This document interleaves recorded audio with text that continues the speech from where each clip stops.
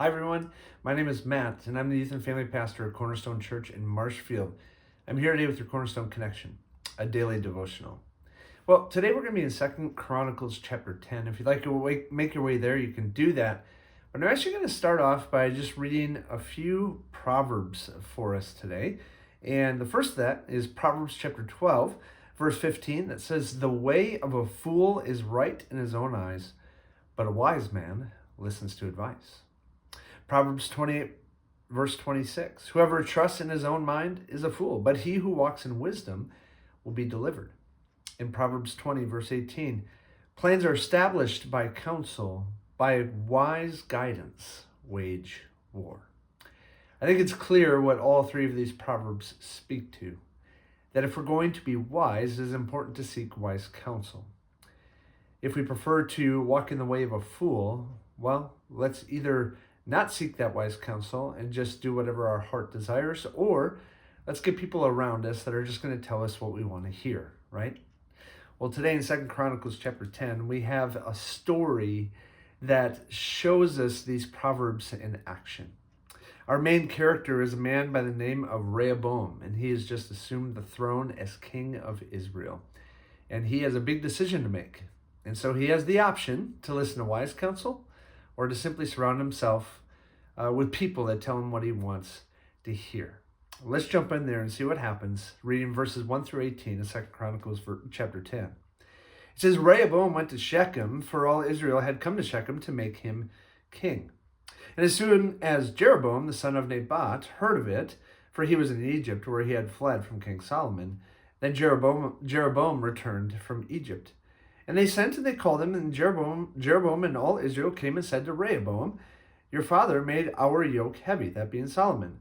"Now therefore lighten the hard service of your father and his heavy yoke on us, and we will serve you." Not a bad deal. And he said to them, "Come to me again in 3 days." So the people went away. Rehoboam's going to seek some counsel.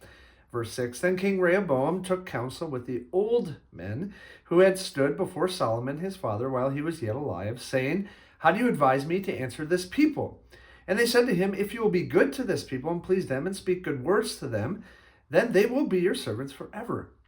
But," verse 8, "he abandoned the counsel that the old men gave him, and he took counsel with the young men who had grown up with him and stood before him. And he said to them, 'What do you advise that we answer this people who have said to me, lighten the yoke that your father put on us?' And the young men who had grown up with him said to him, 'Thus shall you speak to the people who said to you, your father made our yoke heavy, but you lighten it for us. Thus shall you say to them, my little finger is thicker than my father's thighs.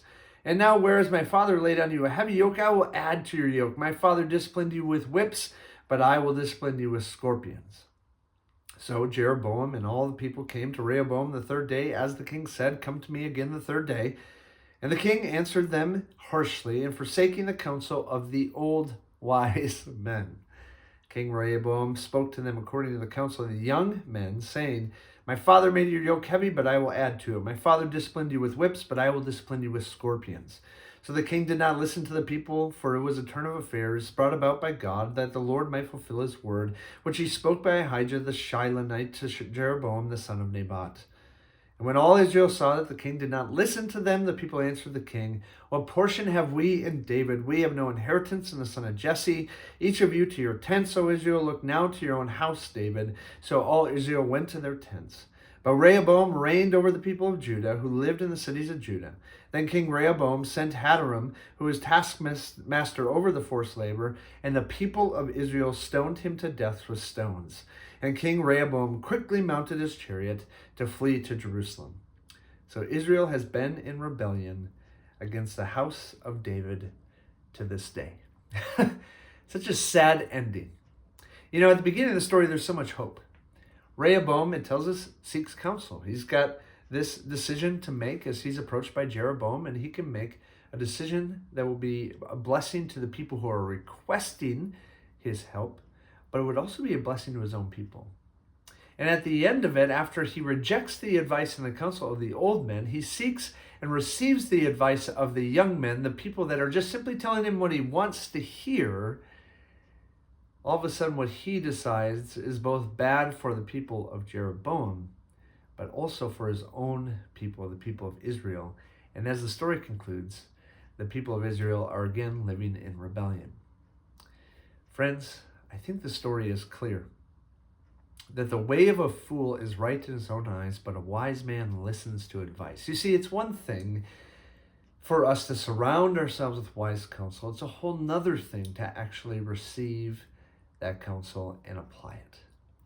Friends, I don't know what your life looks like today. I don't know what situations you have in front of you. I don't know what decisions you have in front of you, what things you have to decide today or in the next few days or weeks or months ahead. But let me encourage you, as the Proverbs encourage us, seek wise counsel. Don't make big decisions quickly and just with those who tell you everything you want to hear. No, choose the way of wisdom, not the way of a fool. Because it's in wisdom. God is the author of wisdom, and he gives us wisdom in various ways, through his word, through his people, through his spirit. Seek him and trust that his plan, his purpose will prevail. Friends, have a great day, and we'll see you next time on the Cornerstone Connection.